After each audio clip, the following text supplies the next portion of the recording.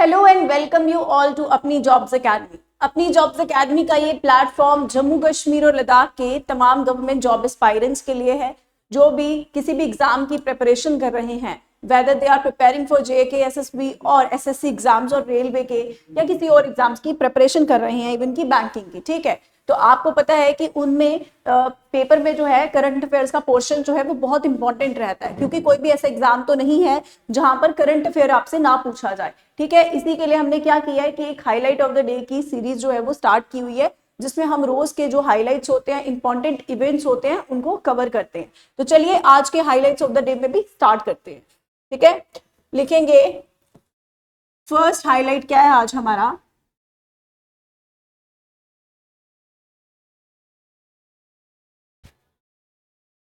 ICC champions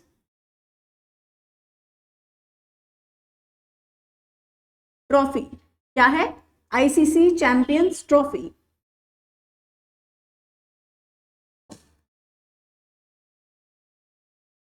अभी हाल ही में match हुआ इंडिया का और आईसीसी चैंपियंस ट्रॉफी इंडिया ने अपने नाम जो है वो कर दी है। ठीक है, अगर बात करें कि कितनी बार जो है इंडिया ने आईसीसी चैंपियंस ट्रॉफी अपने नाम की है, तो 3 बार ये खिताब जो है इंडिया अपने नाम कर चुका है। ठीक है, और इसके साथ साथ अगर हम बात करें कि इंडिया ने किसको हराया था, तो आप सबको मालूम होगा इंडिया ने न्यूजीलैंड को हराया। ठीक है, तो लिखेंगे India one this trophy. India ने ये वाली ट्रॉफी जो है वो जीत ली। ठीक है,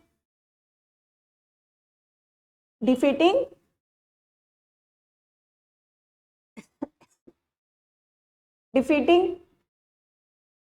न्यूजीलैंड। ठीक है, न्यूजीलैंड को हराया इंडिया ने और ये ट्रॉफी जो है अपने नाम कर ली है, डिफीटिंग न्यूजीलैंड। अगर बात करें कि इंडिया जो है ये कितनी बार ये वाली ट्रॉफी जो है वो जीत चुका है, तो इंडिया 3 बार ये ट्रॉफी जो है जीत चुका है। ठीक है, India one this trophy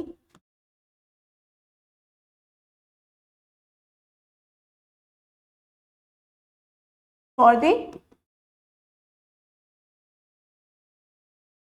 third time. ठीक है, तीसरी बार जीत चुका है। आपको स्पोर्ट्स में क्वेश्चन बनते हैं, तो स्पोर्ट्स में क्वेश्चन बन सकता है कि आईसीसी चैंपियंस ट्रॉफी 2025 किसने जीती, तो इंडिया ने जीती है। फिर पूछ सकते हैं कि किसको हराया था, बाय डिफीटिंग न्यूजीलैंड को हराया था। फिर पूछ सकते हैं कि इंडिया ने ये पहले कितनी बार जीती हुई है, तो पहले भी 2 बार जीती हुई है, तो ये टोटल मिलाकर कितनी हो गई, थर्ड टाइम इंडिया ने ये ट्रॉफी जो है वो अपने नाम कर ली है। ठीक है, चलिए अब बात करते हैं second highlight of the day, and ये था हमारा फर्स्ट। ठीक है, second highlight of the day क्या है हमारे पास, पशु औषधि इनिशिएटिव। ठीक है, पशु औषधि इनिशिएटिव क्या है, चलिए लिखते हैं। पशु, पशु मीन्स एनिमल, औषधि, औषधि मीन्स मेडिसिन, क्योर। ठीक है, पशु औषधि इनिशिएटिव।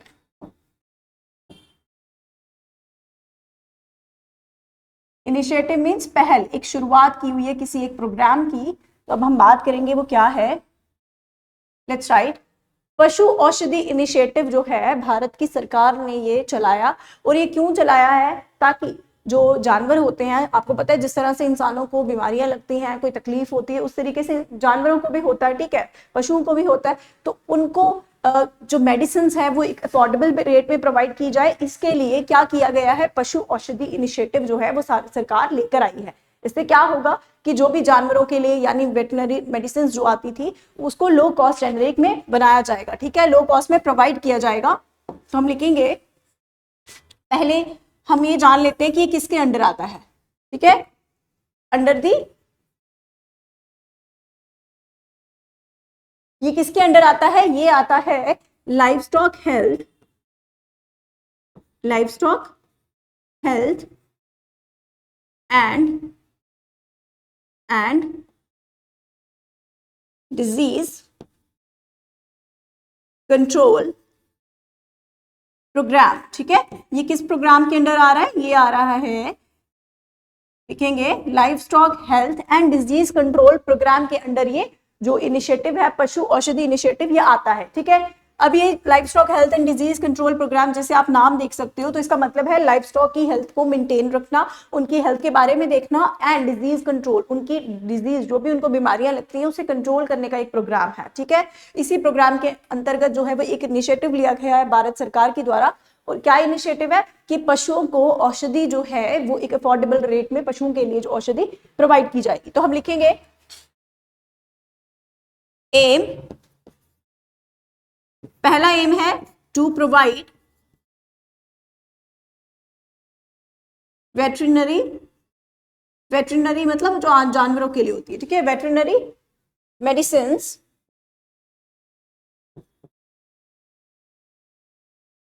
एट अफोर्डेबल कॉस्ट, ठीक है, जितना वो अफोर्ड कर सके, कौन, जिन्होंने रखे होंगे वो जानवर कैटल्स, ठीक है, अफोर्डेबल कॉस्ट। और दूसरा एम क्या है, दूसरा एम ये है कि जो भी क्योंकि ज्यादातर किसानों ने ये रखा होगा, लाइफ स्टॉक रखा होगा, तो यानी जिसने भी रखा हुआ है उनके ऊपर से ही थोड़ा बर्डन जो है वो हल्का कर दिया जाए, उनको अफोर्डेबल रेट्स के लिए जो है प्रोवाइड की जाए ये पशुओं के लिए मेडिसिन। तो यानी to reduce the burden on farmers, जिन्होंने भी ये रखे हैं, ठीक है, आई समझ, इसका ये एम है, ठीक है।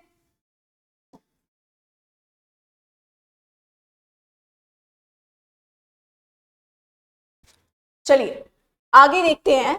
अब इसके लिए जो बजट आया उसमें सरकार ने क्या किया, उसमें तकरीबन जो है 75 करोड़ रुपए जो हैं वो इस इनिशिएटिव के लिए दिए हैं। किसने, भारत सरकार ने 75 करोड़ अलॉट किए हैं, यानी हम लिख सकते हैं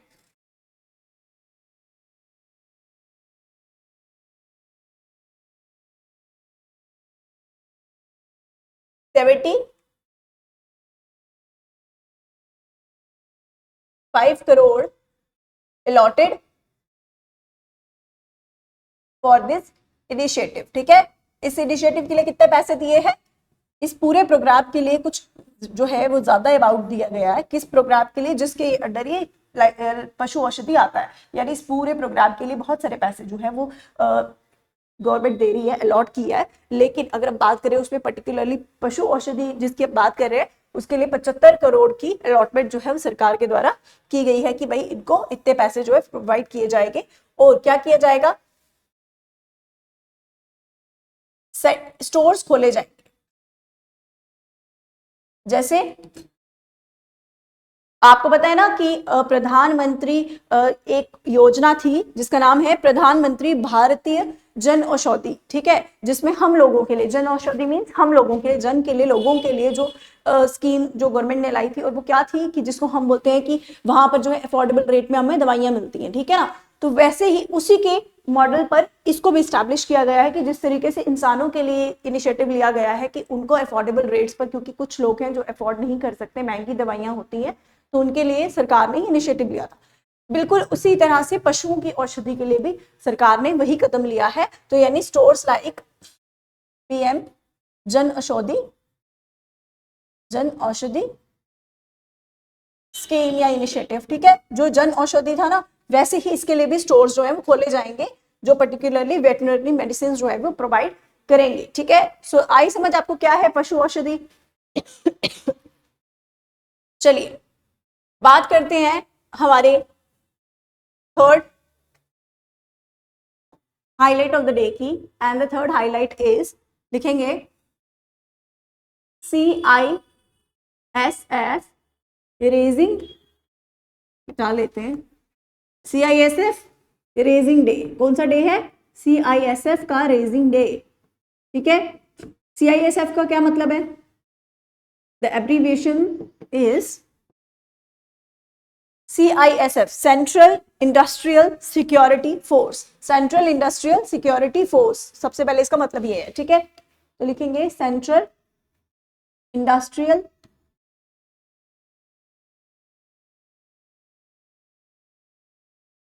सिक्योरिटी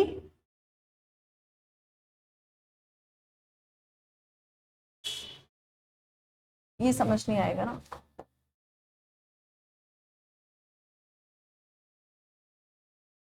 सिक्योरिटी फोर्स, ठीक है। और बात करें जब हम CISF रेजिंग डे की, तो इसे कब मनाया जाता है? इसे मनाया जाता है 10 मार्च को। कब मनाया जाता है? 10 मार्च को CISF का रेजिंग डे जो है वो मनाया जाता है 10 मार्च, ठीक है। बात करें CISF की इस्टेब्लिशमेंट की, इस्टेब्लिशमेंट कब हुई थी इसकी? ये इस्टेब्लिश होता है 1969 में। कब होता है? 1969 में ये इस्टेब्लिश हुआ था।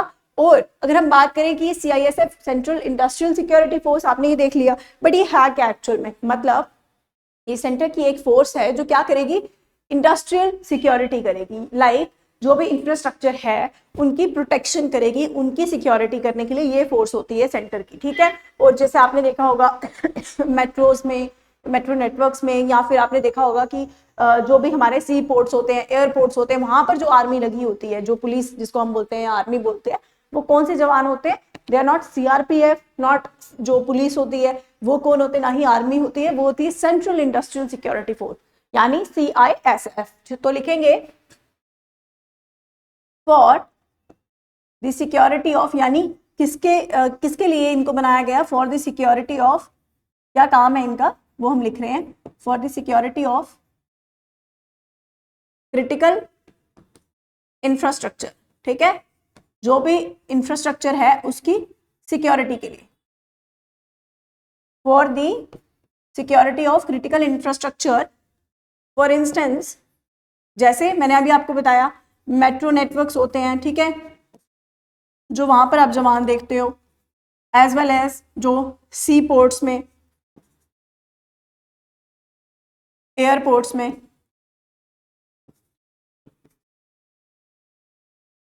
ठीक है, एटसेट्रा।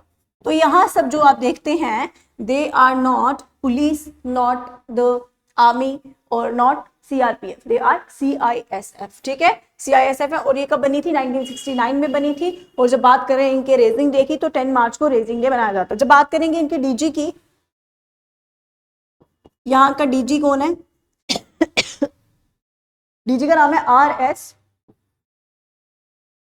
भाटी, ठीक है, IPS है RS भाटी, ठीक है, ये इनके DG हैं। अच्छा, जिस तरह से हमने पढ़ा था कि CRPF के DG कौन है, अभी कौन है CRPF के DG? आप कमेंट बॉक्स में बताना, ठीक है। कल भी मैंने बताया था आपको, जो लाइव सेशन हुआ था उसमें, ठीक है। ये कौन सा हम पढ़ रहे थे? CISF का रेजिंग डे पढ़ रहे थे, जो हमने कवर कर लिया है। तो चलिए अब हम बढ़ेंगे अपने next highlight of the day पर, और वो क्या है? हमारा नेक्स्ट हाईलाइट है, the fourth one is international women day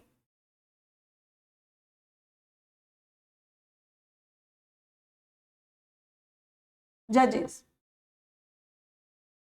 2025। International day of women जजेस, यानी ये कौन सा डे है? International day of women day है, ठीक है, जिसको 1975 में UN ने क्या दिया था? एक्सेप्टेंस दी थी। ये वो वाला डे नहीं है, ये कौन सा है? इंटरनेशनल वुमेन डे जजेस का, यानी जो भी वुमेन जजेस हैं, हम लिख सकते हैं इंटरनेशनल वुमेन जजेस डे, ठीक है। लेट मी करेक्ट इट,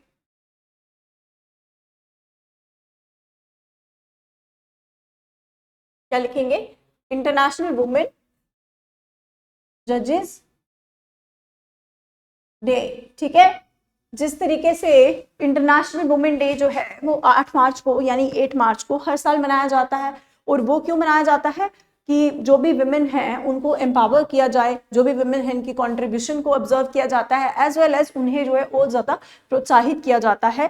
उनके लिए खास दिवस जो है वो रखा है, और यूनाइटेड नेशन ने उसको 1975 में मंजूरी दे दी थी कि हाँ, ये इंटरनेशनल डे वुमेन जो है वो सेलिब्रेट किया जाएगा, ठीक है। ये हमने पहले भी कवर किया।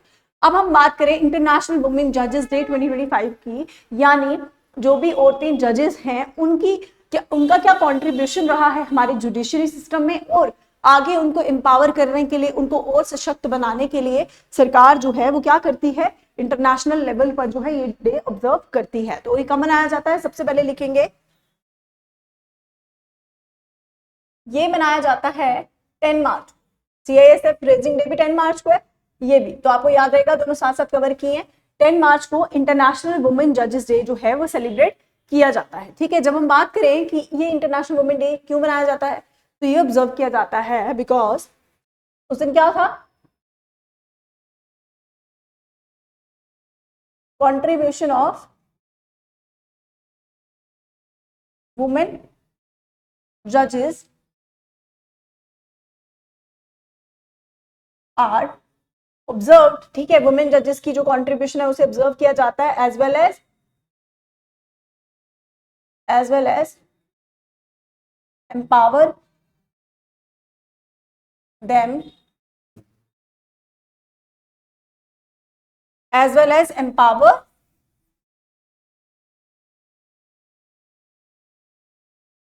देम, उनको एम्पावर किया जाता है कि वो क्या करें, as well as empower them to take roles in the, to take more roles लिख सकते हैं, ज्यादा रोल्स लें वो किसमें, in the judiciary setup, judicial setup. ठीक है,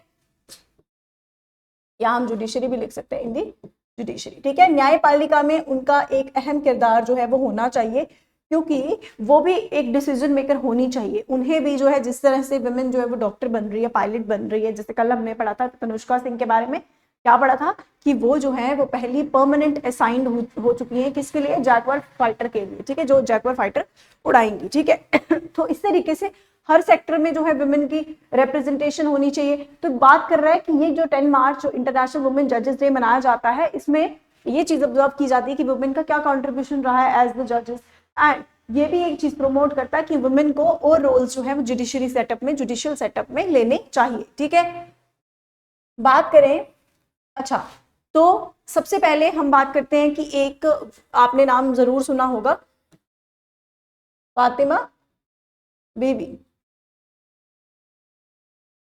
क्या है, फातिमा बीवी।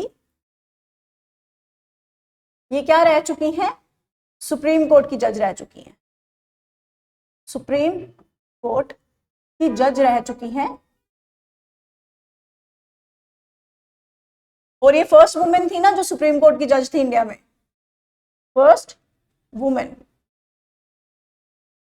कौन है, फातिमा बीवी।